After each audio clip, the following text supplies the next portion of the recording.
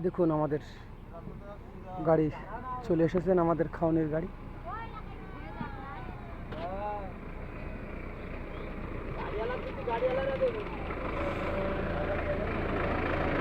দেখুন সবাই আমরা বসে আছি কাদা নেওয়ার জন্য।